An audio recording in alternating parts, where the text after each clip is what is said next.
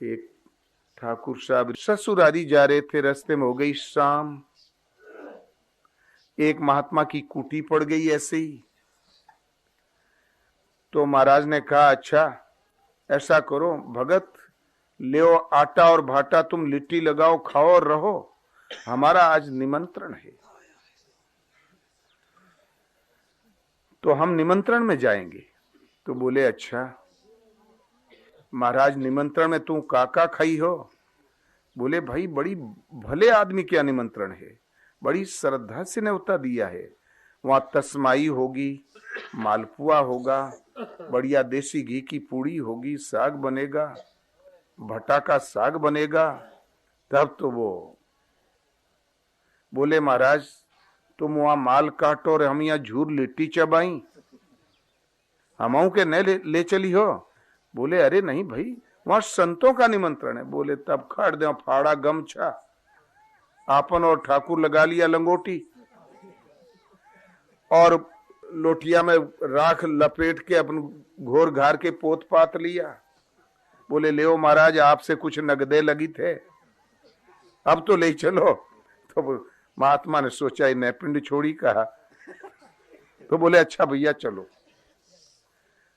तो एक छोटे छोटे करीब करीब गांव थे, एक गांव डांके, दो गांव डांके और तीसरे गांव में न्योता था। और ठीक उसी घर में न्योता था जिस घर में ठाकुर की ससुराल थी।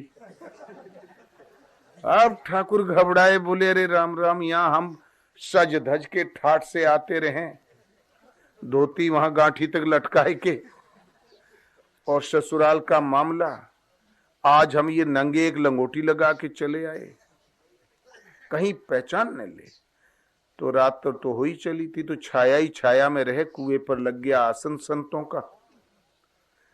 और जहां घर वाले कोई आया, ससुर उधर से निकला परोसते समय, तो थोड़ा पीछे हटे, कहीं पहचान न ले, तो बूढ़ो रहे काकरे का पहचाने। और संतों को कोई क्यों निगाह डाल के देखे, संतो संत प्रणाम कर लिया। इतने में सास आई तो थोड़ा और पीछे घुस के, इतने में सरवा जो मुंह लगा रहा वो जब आया, तो थोड़ा वो मारे डर के, संकोच के, लाज के मारे थोड़ा ज्यादा ही खसक गए, पीछे चले गए कुएं में, और लंगोटी तार में उलझ गई।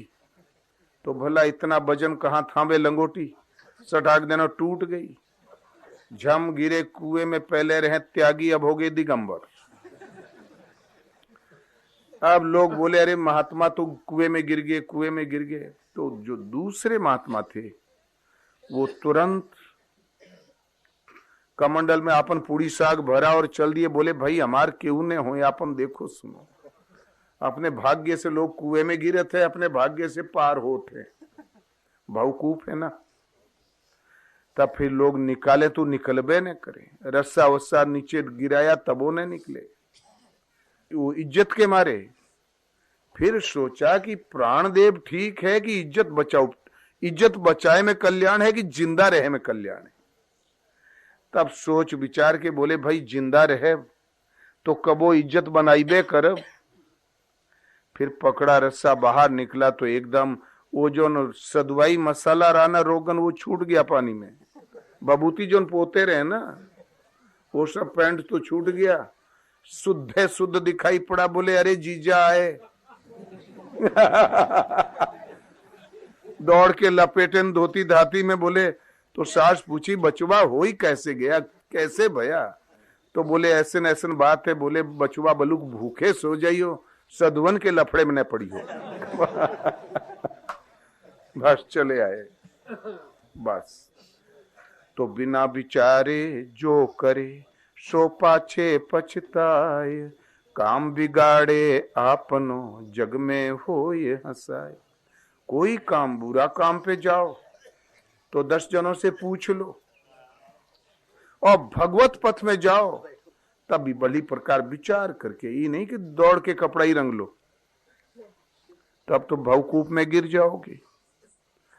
हाँ, इतना घर में रहते रहते पोटेंसी बढ़ाओ कि भगवान तुम्हें पुकारे, बोले चल बेटा कर भजन, मैं सहायता करूंगा, तब ठीक। भगवान आदेश भी देते हैं, भगवान बातें भी करते हैं।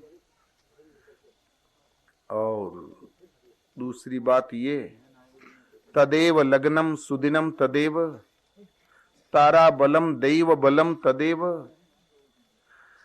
उस दिन शुभ लगन है, शुभ घड़ी है, शुभ नक्षत्र है, जिस दिन भगवान के चरण कमलों में कि मैं भाव जागृत हो जाए।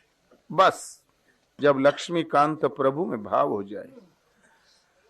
बुद्ध इत्यादि ने गृह त्याग किया तो शायत नहीं पूछी। जब गृह प्रवेश करते हैं तो हम शायद पूछते हैं, पंडितों से शायद पूछते हैं, तिथि वार देखते हैं। गृह प्रवेश में शायद पूछा जाता है, गृह निर्माण में शायद पूछा जाता है, लेकिन गृह त्याग में शायद ही नहीं पूछा जाता। जितने महात्मा हुए अर्धरात्रि को निकले, बुद्ध अर्धरात्रि को निकले।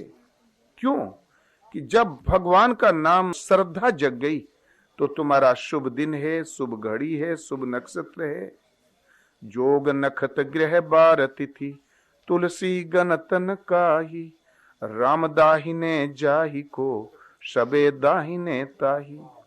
बस न जोग, नक्षत्र, वार और तिथि, कोई विचार की जरूरत नहीं। यदि भगवान के चरण कमलों में अनुराग है, नाम का जप है, प्रार्थना है, अंतःकरण में श्रद्धा है, तो सब अनुकूल हो जाते हैं। फिर उसके लिए न कुग्रह है, न शनि है, न राहु है, न